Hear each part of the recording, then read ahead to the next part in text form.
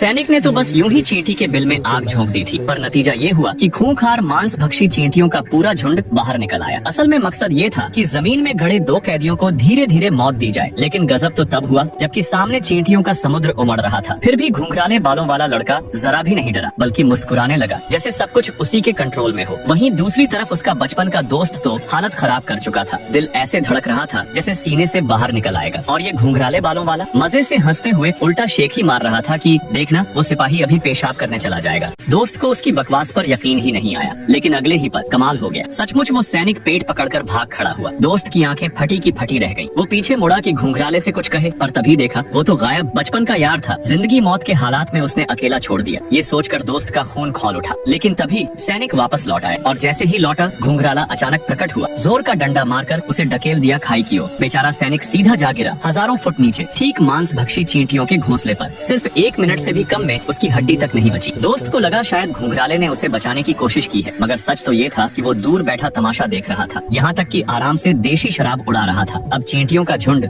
दोस्त के इतने पास आ चुका कि मौत सामने नजर आ रही। बेचारा गिड़गिड़ाने लगा, लेकिन घुंघराले ने ऐसी शर्त रखी कि सुनकर उसका दोस्त दांत पीस गया। फिर भी जान बचाने के लिए मजबूरी में मान गया। उसी वक्त चींटियां बिल्कुल सामने पहुंच गईं, मगर घुंघराले के चेहरे पर फिर भी कोई डर नहीं था। वो बोतल उठाता है, एक लंबा घूंट भरता है, और फिर आग की मशाल पर सीधा शराब थूक देता है। शराब में मिले अल्कोहल की वजह से आग पल भर में दहक उठती है। आसपास पूरा इलाका आग के समुंदर में बदल जाता है। हजारों चींटियां देखते ही देखते जलकर राख हो जाती। वो बार बार शराब उगलता है और धीरे धीरे पूरी चींटी फौज को खत्म कर देता है। दोस्त को लगा अब तो बच गया, लेकिन उसे क्या पता, ये तो बस असली मुसीबत की शुरुआत थी।